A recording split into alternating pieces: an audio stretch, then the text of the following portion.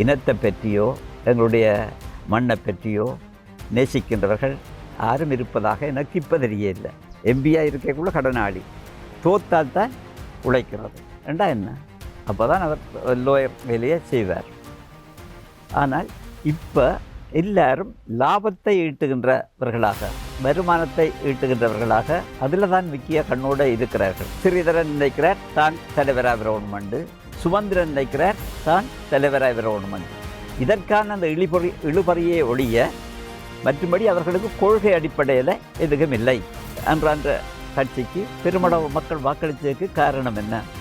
அங்கே இருந்த அந்த அர்ஜுனாவை ஒன்றும் அறப்பைத்தியமான அர்ஜுனாவை எம்பியாக்குனதுக்கு காரணம் என்னென்றால் இவர்கள் மீது கொண்ட நம்பிக்கையினமும் ஒரு வெறுப்பும் தான் அதற்கு காரணமே ஒழிய வேறு எதுவும் இல்லை. தமிழ் தேசியத்துக்கு அதை அழிக்கிறதுல முக்கியமான பங்கு வகித்தவர் சுமந்திரன் தான். தமிழ் தேசியத்தை சீரழிக்க வேண்டும் என்பதற்கு ஏதாவது சக்திகள் அவரை பயன்படுத்துகின்றதா? ஏனென்றால் அதை மிகச்சிறப்பாக செய்கிறார். இன்றைக்கு தமிழரசு கட்சியை சேர்ந்த யாரும் இல்லை. தேர்தலை நோக்கமாக கொள்ளாமல் சில அமைப்புகள் உருவாக வேண்டும். அதுக்கு அது இவர்களையும் கட்டுப்படுத்த வேண்டும். வணக்கம். மற்றும் ஒரு நேர்காணலில் இணைந்திருக்கின்றோம். குறிப்பாக இந்த நேர்காணலில் தற்போது இருக்கக்கூடிய அரசியல்சார் நிலவரங்கள் தொடர்பாக, குறிப்பாக தமிழ் கட்சிகளுடைய நிலைப்பாடு தொடர்பாக ஏராளமான விடயங்களை பேசப் போகின்றோம். அந்த வகையில் கருத்துரை பற்ற முன்னாள் பிரதேச சபையின் தவிசாளராக இருக்கக்கூடிய தவராசா எங்களுடன் இணைந்திருக்கின்றார். வணக்கம். வணக்கம் அம்மா. குறிப்பாக இந்த தமிழ் மக்களுடைய பிரச்சனைகளை பேசக்கூடிய என்ற ரீதியில் தமிழ் கட்சிகளுடைய பொறுப்பு என்பது மிக முக்கியமானதாக இருக்கிறது. ஆனாலும் அந்த பொறுப்பில் இருந்து அவர்கள் எவ்வளவு தூரம் சரியாக பயணிக்கின்றார்கள் என்பது மிகப்பெரிய ஒரு கேள்வியாக இருக்கிறது. இந்த நிலையில் தமிழ் கட்சிகளுடைய நிலைப்பாடு எவ்வாறு இருக்கிறது? தமிழ் கட்சி என்ற ரீதியிலே இப்போது இருக்கின்ற எந்த ஒரு கட்சியும் உண்மையான தமிழ் தேசியத்தை நேசிக்கின்றவர்களாக எனக்கு தெரியவில்லை. முன்னே காலங்களிலும் நீண்ட காலத்தில் அரசியலில் தொடர்புபட்டிருக்கிறேன். அமிர்தலிங்கம் ஆக்கள் இருந்த காலத்திலிருந்து நான் அரசியலில் இருக்கிறேன்.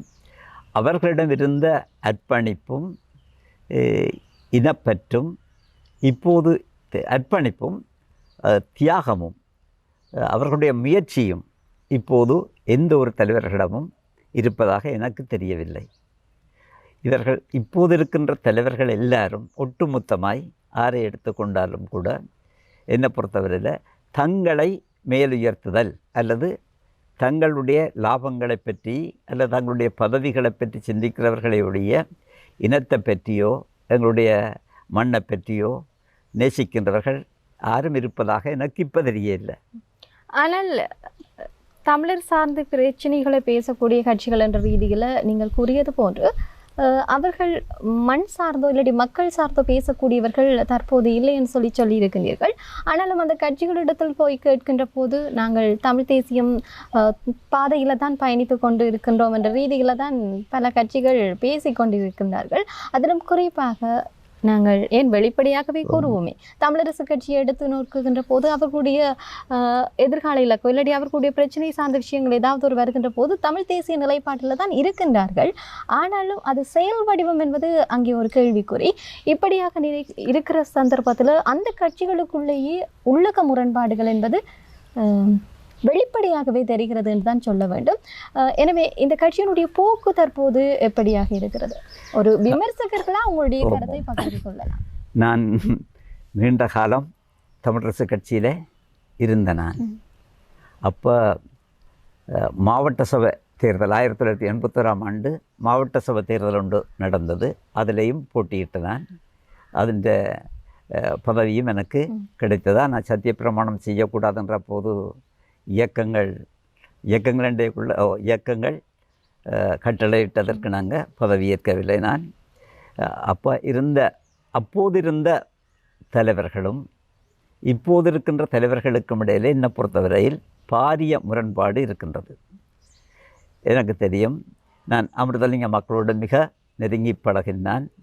எங்களுடைய கிராமங்களில் எல்லாம் வந்து முன்பு அவர்கள் கருத்தரங்குகள் கூட்டங்கள் எல்லாம் வைப்பார்கள். இப்போது அப்படியான தலைவர்களை நான் யாரையும் காணல. மக்களோடு மிக நெருங்கி பழகி மக்களோட மக்களுக்குள்ளே இறங்கி வேலை செய்கின்றவர்கள் யாரையும் காணவில்லை. ஏதாவது தேவை ஏற்படும் போதோ அல்லது தேர்தலுக்கான சில முயற்சிகளை செய்யும் போது தான் சில காட்டுகின்ற வேலைகள் தான் நடக்கின்றது. உதாரணமாக சில போராட்டங்கள் என்றால் என்னை பொறுத்தவரையில் நான் பார்த்துருக்கிறேன், ஆக்களை ஏற்றி இறக்கி காசு கொடுத்து அவர்களுக்கு நிரந்தரமாக கொஞ்சம் சம்பளத்துக்கு ஆக்களை வச்சிருக்கிற கட்சிகளும் இருக்குது. அவர்களை கூட்டிக் கொண்டு அதே ஆக்கள் தான் இங்கேயும் போவார்கள், வேறொரு இடத்துலையும் கொண்டு இறக்கி விடப்படுவார்கள். அப்போ இப்படி வைத்துக்கொண்டு ஒரு வியாபாரம் அவர்கள் செய்து கொண்டிருக்கிறார்களே ஒழிய என்னை பொறுத்தவரையில் மற்ற கட்சி எல்லா கட்சிகளும், உதாரணமாக தமிழரசு கட்சி என்றால் முன்பு அமிர்தலிங்கம் எனக்கு தெரியும் எம்பியாக இருக்கக்குள்ள கடனாளியாக இருப்பார். எம்பியாக இருக்கக்குள்ள கடனாளி, தோத்தால் தான் உழைக்கிறது ரெண்டா என்ன, அப்போ தான் அவர் லோயர் வேலையை செய்வார். ஆனால் இப்போ எல்லாரும் லாபத்தை ஈட்டுகின்றவர்களாக, வருமானத்தை ஈட்டுகின்றவர்களாக அதில் தான் முக்கிய கண்ணோடு இருக்கிறார்கள். அது மாத்திரமல்ல, இந்த உதாரணமாக தமிழரசு கட்சியில் இன்றைக்கு இருக்கிற அந்த உள்ளக முரண்பாட்டை வடிவாக உற்று நோக்கினால் நாங்கள் காணக்கூடியது அது கொள்கை ரீதியான முரண்பாடு இல்லை. அவர்களுக்கு இடையில் கொள்கை ரீதியான முரண்பாடு இல்லை, பதவி ரீதியான முரண்பாடு தான் இருக்கின்றது. அப்போ அவர்கள் பதவியை நேசிக்கிறார்களே ஒழிய தங்களுடைய முயற்சியை, தான் ஒரு பதவியை, இப்போ ஸ்ரீதரன் நினைக்கிறார் தான் தலைவராக வரணுமெண்டு, சுமந்திரன் நினைக்கிறார் தான் தலைவராக வரணுமெண்டு, இதற்கான அந்த இழுபறியை ஒழிய மற்றும்படி அவர்களுக்கு கொள்கை அடிப்படையில் எதுவும் இல்லை என்றதுதான் என்ற திட்டவட்டமான முடிவு. உண்மையில் இனத்தை நேசிப்பதாக இருந்தால் எனக்கு தெரியும், நான் வரலாறு படித்திருக்கிறேன், இத்தாலியை ஐக்கியப்படுத்திய போது அதிலே 2 பேர் முக்கியமானவர்களாக இருந்தார்கள். சார்டினியா மன்னன் விக்டர் இமானுவேல் ஒருவர், அடுத்தது கரிபோல்டி ஒருவர். அவர் ஒரு போராட்ட வீரர், ஒருவர் மன்னர். சிற்றரசுகள் எல்லாத்தையும் பிடிச்சி 2 பக்கம் வந்து விட்டார்கள். என்ன அரைவாசி அரசன்ற பக்கம் பிடிச்சாச்சு, அரைவாசி கரிபோல்டி பிடிச்சிட்டார். அந்த சூழ்நிலையில் இத்தாலியை ஐக்கியப்படுத்துவதாக இருந்தால் என்ன செய்வது என்ற ஒரு பிரச்சனை வந்தபோது, ஐக்கியம்தான் 2 பேர்ட்ட நோக்கமும். அந்த நேரத்தில் கரிபோல்டி அந்த இடத்தையும் விக்டர் இமானுவேல்கிட்ட கொடுக்குறார். கேட்குறார் சார்டினியா மன்னன் விக்டர் இமானுவேல் கேட்குறார், உனக்கு என்ன வேணுமென்று. நான் முன்பு ஒரு விவசாயியாக இருந்தேன், அதை கனகாலம் செய்யாதபடியால் எனக்கு விதை இல்லை, அந்த விதையை தாருங்கள், நான் என்னுடைய தொழிலை போய் செய்ய போகிறேன். அதுதான் அர்ப்பணிப்பு. என்ன பதவிக்காகவோ தாங்கள் அதிகாரத்தில் இருக்கணுமென்றது நோக்கமல்ல, தேசிய ஐக்கியம்தான் அவர்களுடைய சிந்தனையில் இருந்தது.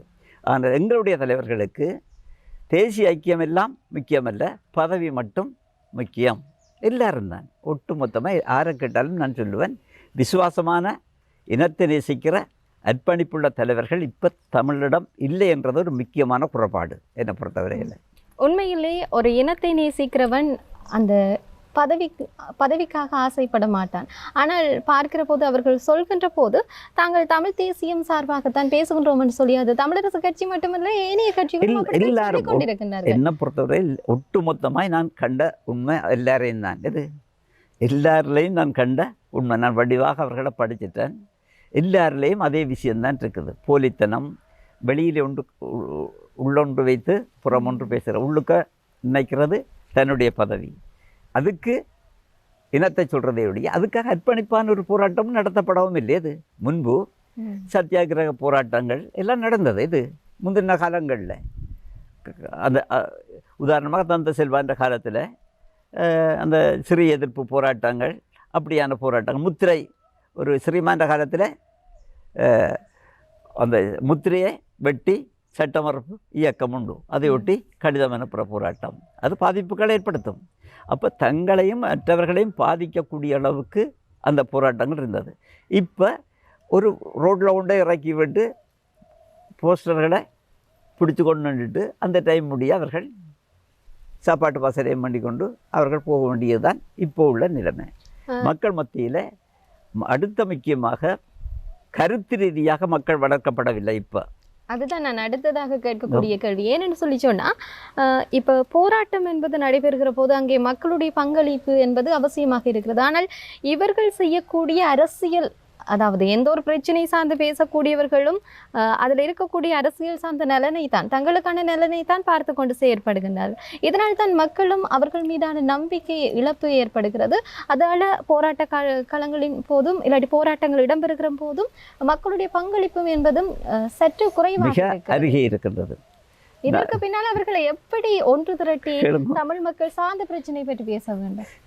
நான் 70 காலப்பகுதிகளில் ஒரு பொதுக்கூட்டம் என்றால் தமிழரசு கட்சியின் அல்லது தமிழர் விடுதலை கூட்டணியின் பொதுக்கூட்டம் என்றால் முல்லைத்தீவு முத்தவழியில் கூட்டம் நடக்கும். அந்த கிரவுண்டெல்லாம் இந்த இப்போ பிரதேச சபைக்கு பக்கத்தில் இருக்கிற பெரிய கிரவுண்ட் நிரம்ப மக்கள் இருப்பார்கள். ஆனால் அவர்களுக்கு காசு கொடுக்கப்படுவதும் இல்லை. மக்கள் அறிஞ்சறிஞ்சு போவார்கள். சில வேளை வாகன ஒழுங்குகள் சில வேளை செய்யக்கூடும். ஆனால் இப்போ மக்களை திரட்டுவதாக இருந்தால் அவர்களுக்கு ஏதாவது கொடுத்து தான் கூப்பிட வேண்டிய நிலைமை இருக்குது. ஏதாவது கொடுக்காமல் மக்களும் வர இல்லை. ஏனென்றால் அவர்களுக்கும் தெரியும் தலைவர்களை பற்றி. நாங்களும் பிடுங்கக்கூடியதாக பிடுங்குவோம் என்று தான் மக்களும் சிந்திக்கிறார்கள். இவர்களிடமிருந்து இவர்கள் மங்களை போய் காட்டுறார்கள், நாங்கள் இவர்களை போய் காட்டுவோம். இதுதான் இன்றைய அரசியலாக இருக்குது. உண்மையில் இப்போ சில திட்டங்கள், உதாரணமாக இந்த இனக்கலவரங்களுக்கு பிறகு காந்தியம் அமைப்பு இருந்தது.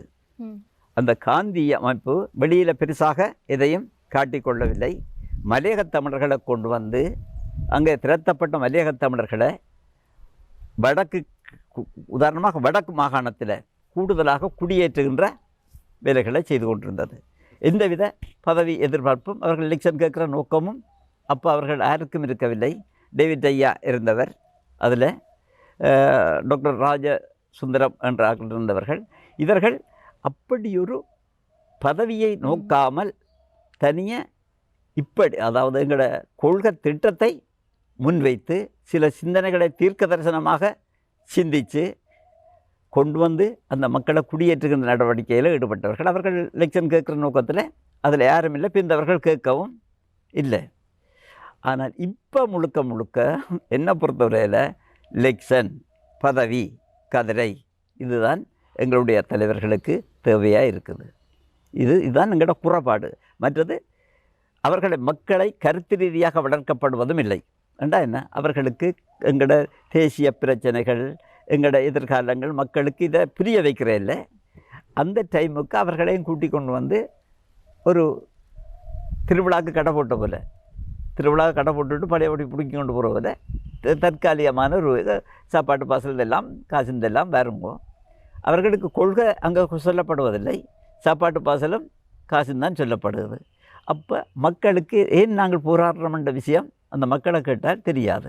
உண்மையில் காரணம் இருக்குது, நாங்கள் போராடுறதுக்கான காரணம் நிரம்ப இருக்குது. ஆனால் அது மக்களுக்கு புலப்படுத்தப்படுவதில்லை. அவர்களை வெறுமனவே தங்களுடைய பதவியை பெறுவதற்கு பகட்டுகள் காட்டிக்கொண்டிருக்கிறார்களையோடைய இப்போ இருக்கிற அரசியல் தலைவர்கள் மற்ற யாருமே உண்மையான விசுவாசிகளாக, தேசாபிமானிகளாக அல்லது இன அபிமானிகளாக, மண்ணை நேசிக்கின்றவர்களாக இருக்கவில்லை. தன்னுடைய பதவியை நேசிக்கின்ற சில மக்கள் இல்லாட்டி குறிப்பிட்ட சில நபர்கள், அந்த கட்சி சார்ந்து செயற்படக்கூடிய நபர்கள் தான் அவ்வாறான விடயங்களை செய்திருந்தாலும் உண்மையிலே இப்படியான விடயங்களுக்கு அப்பால் உண்மையாக ஒரு பிரச்சனைக்காக போராடக்கூடிய மக்களையும் அதற்கான ஆதரவு இல்லை. இவர்கள் இப்படித்தான் வருகின்றார்கள் என்ற ரீதியில் போகக்கூடிய தன்மையும் இருக்குல்லவா? என்னென்னு சொல்லி சொன்னால் P2P மக்கள் இயக்கம் எவ்வளவு பெரிய எழுச்சியை கொண்ட இயக்கமாக மாறி இருந்தது. ஆனால் அதே அளவிற்கு எழுச்சி இன்றைக்கு செம்மணி விவகாரத்தில் இல்லாட்டி ஏனைய பல உங்களுக்கு தெரியும் எவ்வளவுதான் பிரச்சனைகள் எல்லாம் இடம்பெற்று கொண்டிருக்கிறது சொல்லி, அப்படியான பிரச்சனைகளுக்கு மக்களுடைய பங்களிப்பு என்பது குறைவாக இருக்கிறது. ஆக மக்கள் எழுச்சி என்பது வெறுமனவே இல்லாட்டி நீங்கள் கூறுவது போன்ற சில சாப்பாட்டு பாசலுக்காகவோ இல்லாட்டி இப்படியான விஷயங்களை கட்சி பயன்படுத்துகின்றார்கள் தான். நாங்கள் ஒட்டுமொத்தமாக அப்படி கூறிவிட முடியுமா? என்னை பொறுத்தவரையில் மக்கள் தோல்வியடைந்த நிலைமையில் தான் இருக்கிறார்கள். என்ன, எல்லாவற்றையும் இழந்து விட்டோம், இன்னும் இழக்க வேண்டி ஏற்படும். இவர்கள் எதையும் எங்களுக்கு பெற்றுத்தர மாட்டார்கள், பெற்றுக் கொடுக்க போகிறதும் இல்லை. இவர்கள் யாரும் எதுவும் பெற்றுக் கொடுக்கவும் எந்த திட்டமும் இல்லை இவர்களிடம். இப்போ இருக்கிற எங்களோட தலைவர்களிடம் ஒரு ஆரோக்கியமான திட்டம் எதுவும் இல்லை, எந்த தலைவர்கிட்டையும் இல்லை. அப்போ அவர்கள் தங்களை ஏமாற்றுகிறார்கள், நாங்களும் அவர்களை ஏமாற்றுவோம். இதொரு ஏமாத்து அரசியல் தான் இப்போ நடந்து கொண்டிருக்கு. மக்கள் இவர்களை ஏமாற்றுகிறார்கள், இவர்கள் மக்களை ஏமாற்றுகிறார்கள். கடைசியில் பார்த்தீங்களோ இப்போ இந்தளவு எல்லாரும் செய்து முடிய அரசாங்கத்துக்கு அன்றான்ற கட்சிக்கு பெருமளவு மக்கள் வாக்களித்ததுக்கு காரணம் என்ன? அங்கே இருந்த அந்த அர்ஜுனாவை ஒன்றும் அறப்பைத்தியமான அர்ஜுனாவை எம்பி ஆக்கினதுக்கு காரணம் என்னென்றால் இவர்கள் மீது கொண்ட நம்பிக்கையினமும் ஒரு வெறுப்பும் தான் அதற்கு காரணமே ஒழிய வேறு எதுவும் இல்லை. இவர்கள் எந்த நம்பிக்கையும் கொடுக்க இல்லை, அவர்கள் நம்பவும் இல்லை இவர்களை, மக்கள் நம்பவில்லை இவர்களை. உண்மையிலே மக்கள் அவர்கள் அந்த அதிருப்தி காரணமாகத்தான் தேசிய மக்கள் சக்தி அரசாங்கத்திற்கு அவ்வளவு வரவேற்பு, இல்லாட்டி ஒரு பாடத்தை புகட்ட வேண்டும் என்பதற்காகத்தான் அப்படியான மாற்றீடான தலைமைகளை தெரிவு செய்திருக்கின்றார்கள். ஆனால் அதுவும் தெரிவு செய்ததும் தவறு என்பது தொடர்பாகவும் சில பிரச்சனைகள், இல்லாட்டி அவர்கள் அதில் கூறக்கூடிய விடயங்கள் தொடர்பாகவும் பார்க்கக்கூடியதாக இருக்கிறது. பொதுவாக என்னை பொறுத்தவரையில் நான் சிந்திக்கிறது, நாட்டை பொறுத்தவரையில் அவர்கள் செய்கிறது சில நல்ல திட்டங்கள் இருக்குது, நாட்டுக்கு நல்லது. உதாரணமாக ஊழல் எதிர்ப்பு ஒழிப்பு என்பது நாட்டுக்கு நன்மை அளிக்கக்கூடியது. இந்த ஊழல் தான் இந்த நாட்டை இந்தளவு கோலத்துக்கு கொண்டு போய் வீழ்த்தியதற்கு காரணம். எனவே இந்த ஊழலை ஒழிக்கிறதிலே அவர்களுடைய முயற்சிகளுக்கு நாங்கள் ஆதரவு கொடுக்க வேணும். ஏனென்றால் ஆனால் அது கூட பெரிய வெற்றிகரமாக நடக்குதுன்னு நான் நம்பவில்லை. எங்களோட ஊரில் இப்போவும் எல்லா திணைக்களங்கள்லையும் ஊழல் தான் நடந்து கொண்டிருக்குது. போலீஸ்லேயும் ஊழல், எல்லாத்துலேயும் ஊழல் இருக்குது. அதனால் அதே ஒரு கொள்கையாகவும் சில இடங்களில் பிடிச்சி கொண்டு இருக்கிறதும் ஒரு நல்ல திட்டம் என்று நான் நம்புகிறேன். தமிழ் மக்கள் சார்ந்த பிரச்சனைகளை பேச, தமிழ் மக்களோட பிரச்சனையில் அவர்கள் எதையும் முன்னெடுக்கவில்லை, இதுவரையும் முன்னெடுக்க இல்லை, முன்னெடுக்கவும் முடியாது. ஏனென்றால் அவர்கள் ஏதாவது தமிழ் மக்களுக்கு கொடுக்க முற்பட்டால் உடனடியாக அவர்கள் கவிழ்க்கப்படுவார்கள் ஆட்சியிலிருந்து. விரும்பினான் சில வேளை அன்றா விரும்பலாம், என்னண்டு கொடுக்கணும்னு விரும்பலாம், ஆனால் அவரால் கொடுக்க முடியாது. ஏனென்றால் அந்தளவுக்கு இன குரோதங்களை பௌத்த பிக்குகளும் அங்கே அவர்கள் திட்டம் போட்டோம்மா. அதாவது என்ன மாதிரி என்றால் நீண்ட கால திட்டம் அவர்களுடையது. எங்களோட மறுமலர்ச்சி காலம் என்று சொல்கிறது இலங்கையில், அந்த மறுமலர்ச்சி காலத்தில் சிங்கள பௌத்த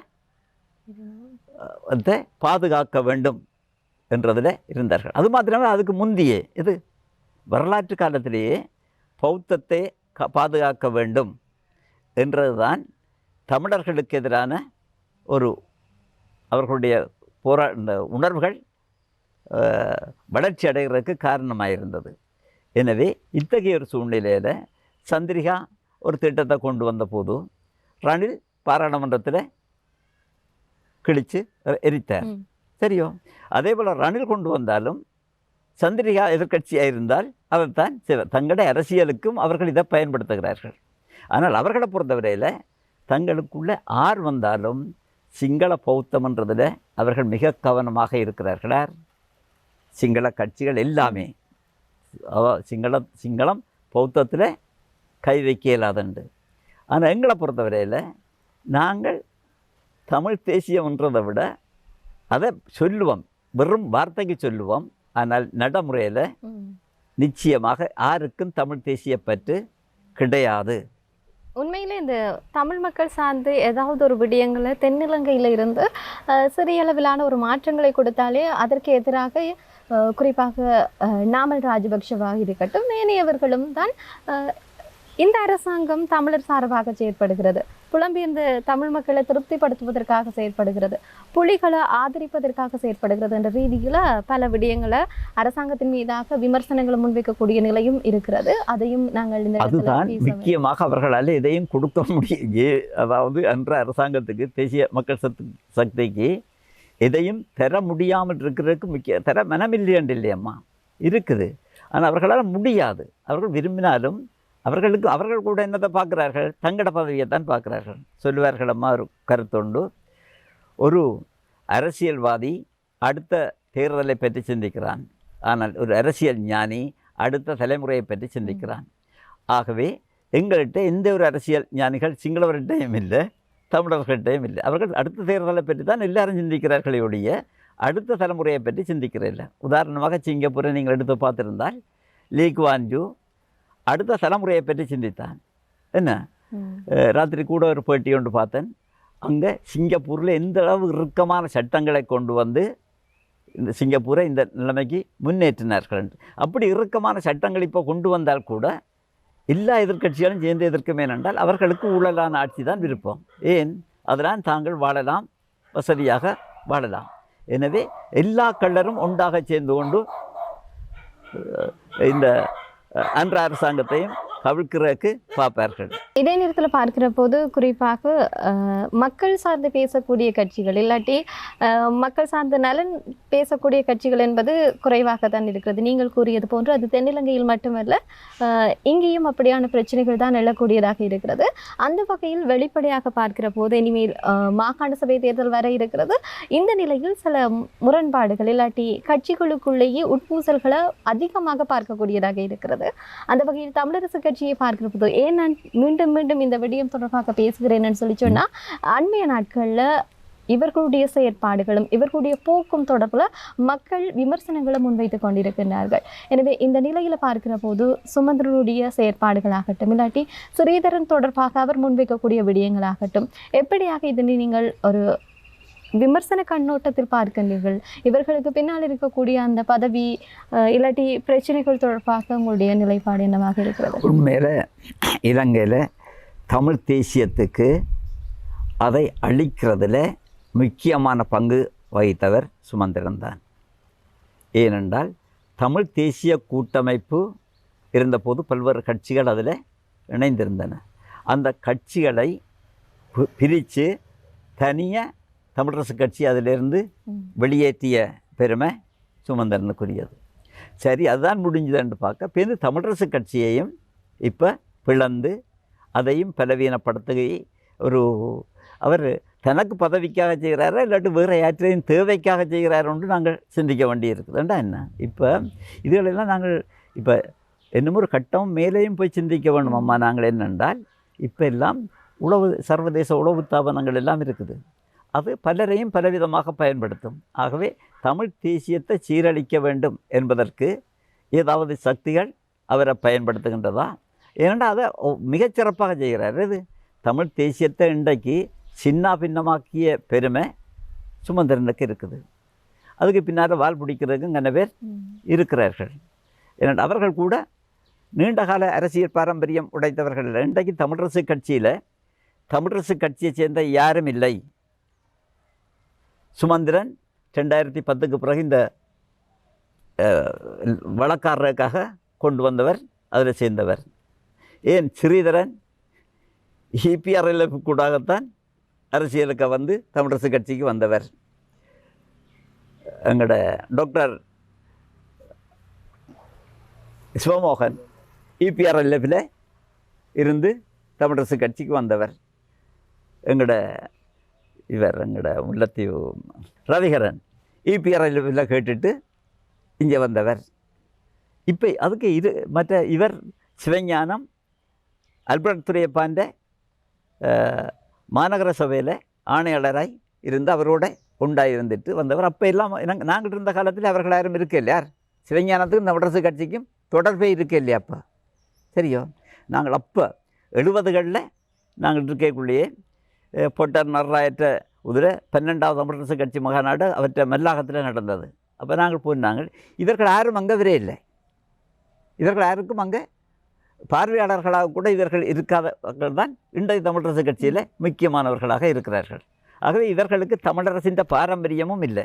யாருக்கு இப்போ இருக்கிறவர்கள் யாருக்கும் ஒரு தடவை என்றாலும் நீங்கள் சுட்டி காட்டுங்க, ஒரு பாரம்பரியமே இல்லாதவர்கள். அவர் எங்களோட மட்டக்களப்பு சாணக்கியன் பாரம்பரியத்தை எடுத்து பார்த்தால் மஹிந்தோட நின்று வந்து குத்துக்கரணம் அடித்து பதவி என்னண்டா என்ன. அப்போ அவருக்கு அந்த தேசிய உணர்ச்சி இருக்கல, தமிழை பற்றி சிந்திக்கல. திடீரென்று அவருக்கு என்னென்ன ஞானம் வந்தது? திடீரென்று என்னென்ன ஞானம் வந்த? இதுக்க போனால் தமிழ் தினத்தை போய் காட்டலாம், வாக்கை பெற்றுக்கொள்ளலாம், பதவியை பெறலாம். ஒழிய உண்மையில் உணர்ச்சியுடையவராக இருந்திருந்தால் கடைசி வரையும் அவருக்கு அந்த எண்ணம் வந்திருக்காது. இப்போ மஹிந்தவோட நிற்க வேண்டிய எண்ணம் வந்திருக்காது. இதே நேரத்தில் நீங்கள் கூறுவதனூடாக பார்க்கிற போது அண்மையில் இடம்பெற்றிருந்த விடயத்தையும் நான் இந்த இடத்துல அது தொடர்பாகவும் நான் கேட்க வேண்டும். குறிப்பாக தமிழ் கட்சியினுடைய பாராளுமன்ற குழு தலைவராக இருந்தவர் ஸ்ரீதரன், அவரை நீக்கிவிட்டு தற்போது சாணக்கியன் அவரை அந்த பதவிக்கு வந்து அமர்த்தி இருக்கின்றார்கள். இது தற்காலிகமாக இருந்தாலும் இப்படியான சம்பவங்கள் அந்த கட்சிகளுக்குள்ளே இருக்கக்கூடிய முரண்பாடுகளை வெட்ட வெளிச்சமாகவே காண்பிக்கிறது. ஆனால் அந்த கட்சி உறுப்பினர்களை சந்தித்து பேசுகிற போதும் இது ஒரு குடும்ப பிரச்சனை, குடும்ப பிரச்சனையை தொடர்பாக யாரும் விமர்சிக்க தேவையில்லை, எங்களுடைய பிரச்சனையை நாங்களே பார்த்துக்கொள்வோம் என்ற ரீதியில் கருத்துக்களை பதிவு செய்கின்றார்கள். ஆக ஒரு தமிழ் மக்களுடைய சார்ந்த பிரச்சனைகளை பேசக்கூடிய கட்சின்னு சொல்லி அவர்கள் தானே கூறுகின்றார்கள். தங்களுடைய தமிழ் தேசியம் தொடர்பாகவும் தமிழ் தேசியத்தை முன்னிலைப்படுத்தக்கூடிய கட்சி என்ற ரீதியிலையும் சொல்லிக் கொள்கின்றார்கள். ஆக இப்படியான போக்கு நிலை எப்படி ஆரோக்கியமான எதிர்காலத்தை இல்லாட்டி தமிழ் மக்கள் சார்ந்த பிரச்சனையை நாங்கள் என்னதான் அவர்கள் மீது குறை கூறினாலும், ஆனால் மக்கள் சார்ந்த பிரச்சனைகளை சர்வதேச அளவில் பேசக்கூடியதோ இல்லாட்டி ஏதாவது ஒரு விடயங்கள் தொடர்பாக முன்வைக்கக்கூடிய நிலைப்பாட்டில் இருக்கக்கூடிய ஒரு கட்சி தானே. ஆக இந்த கட்சியினுடைய செயல்பாடு ஆரோக்கியமாக இருக்கிறதா? உண்மையில் தமிழரசு கட்சி என்னை பொறுத்தவரையில் இப்போ இல்லை. என்ன தமிழரசின் ஆரம்ப காலத்தில் இருந்தவர்களோ கொள்கையில் இருந்தவர்களோ யாரும் இல்லை. எல்லாரும் அங்கே இருந்து எல்லா இடத்துலேருந்தும் வந்து இப்போ அதுக்குள்ளே நுழைஞ்சவர்கள் தான். இவர்களுக்கு தேசிய உணர்வுகளோ தமிழ் தேசிய பாரம்பரியமோ அல்லது தியாகமோ, தமிழரசு கட்சிக்காக தியாகம் செய்தவர்கள் யார் இதுக்கே இருக்கிறார்கள்? அந்த காலத்தில் இருந்து ஒருவரும் இல்லை. ஒருவரும் ஒரு தமிழ் மக்களுக்காக தியாகம் செய்த ஒரு தலைவரை நீங்கள் சொல்லுங்க. எது ஒரு தலைவரை யாரும் இருந்தால் சொல்லுங்க. சிறைக்கு போனதோ அல்லது பாடுபட்டதோ அல்லது இழப்புக்கள் ஏற்படுத்ததோ என்ன, எல்லாரும் தங்களோட வாழ்க்கை வசதிகளோட ஒரு பதவியை பெறுவதற்கான அரசியலுக்கு தமிழ் மக்களை பயன்படுத்துகிறார்களே ஒழிய உண்மையில் இப்போ இருக்கிற தமிழர்களுக்கு என்ன பொறுத்தவரை இல்லையம்மா, நான் யோசிக்கிறது தேர்தலை நோக்கமாக கொள்ளாமல் சில அமைப்புகள் உருவாக வேண்டும். அதுக்கு அது இவர்களையும் கட்டுப்படுத்த வேண்டும், வேறு கட்சிகளை கட்டுப்படுத்த வேண்டும். அந்த அளவுக்கு அமைப்புகள் உருவாக்கப்பட வேண்டும். சிங்களவர்களே அப்படியெல்லாம் இருக்குது. உதாரணமாக கோத்தாவை இயக்கி கொண்டிருந்தது ஒரு குழுதான். கோத்தாவை ஜனாதிபதியாக்கணும் வேண்டி யோசித்தது சிங்கள தேசியவாதத்தினுடைய தேசியவாதம்ன்றதை விட ஒரு இனவரை குழு அவர்களிடம் இருக்குது. அதே போல் முஸ்லீம்களுக்கு எதிரான அந்த போராட்டம் கூட அந்த குழுவால் தான் உருவாக்கப்பட்டது. எனக்கு தெரியும், சிங்கள நண்பர்களும் எனக்கு இருக்கிறார்கள். அவர்கள் சொல்லுவார்கள், இது முஸ்லீம்களை கண்டு தான் தமிழர்களை பார்த்து இப்போ பயப்பட இல்லை. யார்? சிங்களவர். முஸ்லீம்களை பார்த்து பயப்படுகிறார்கள். ஏனென்றால் தமிழர்கள் அழிஞ்சு கொண்டு போகிற ஒரு இனம். எங்கே? இலங்கையில். ஒவ்வொரு நாளும் விமான நிலையத்துக்கு நீங்கள் போய் பார்த்தா தெரியும், என்ன எத்தனை பேர் போய்கொண்டிருக்கிறார்கள். ஊருக்குள்ளே நீங்கள் பார்த்தீங்களா தெரியும். கிழடும் கட்டையும் தான் இங்கே இப்போ இருக்குது. இளம் தலைமுறை எல்லாம் போய்கொண்டு இருக்குது. ஆனால் முஸ்லீம்கள் பெருக்க வீதமும் மிக குறைவார். தமிழர்கள் பெருக்க வீதமும் மிக குறைவு. ஒரு பிள்ளை 2 பிள்ளை. முஸ்லீம்கள் பக்கத்து ஒரு கிராமம் நீராயப்பட்டி, அதில் போய் இருக்கா பாருங்க. இந்தளவு பொடிகள் நிற்கிறாங்க. அந்த அளவுக்கு அவர்கள் வளர்ந்து கொண்டிருக்கிறார்கள். இன்னும் பெருகி கொண்டு இருக்குது. இதை கண்டு தான் அவர்கள் பயப்படுகிறார்கள். எங்களை கண்டு அவர்கள் இப்போது சிங்களவர் பயப்படவில்லை. இது சும்மா எது தேர்தலுக்கு யார் இவங்க சொல்கிற நாமலாக்கள் சொல்கிற தங்களோட வாக்கு வங்கிக்காக புலி தமிழர் என்ற சொல்லி என்னடா இதுக்கு தானே பழக்கப்பட்ட சிங்கள தலைவர்களும் இது சிங்கள மக்களும் இனவாத கருத்துக்கள் கூட தான் எங்களோட வெற்றியை பெற்றவர்கள். அப்போ இதை பயன்படுத்துகிறக்கையுடைய எங்களை பற்றி ஒரு துளி அளவு பயம் கூட அவர்களுக்கு இல்லை. ஏனென்றால் நாங்கள் செத்த மாடுன்ற மாதிரி தான் அவர்கள் நினைத்து கொண்டிருக்கிறார்கள். ஜேவிபி ஒவ்வொரு மட்டத்திலேயும் கருத்தியல் ரீதியாக கூட்டங்கள் வச்சு அவர்களுக்கு வகுப்புகள் நடக்குதா இருக்குது. அந்த கட்சியில் இருக்கிறவர்களுக்கு வகுப்பு நடக்குது. ஸ்ரீதரன் மீது இப்போ ஏதோ நடவடிக்கை எடுத்து ஸ்ரீதரன் சொல்லுவது தான் அதில் ஒன்றும் சம்பந்தப்படையில்லை என்று சொல்லுவது.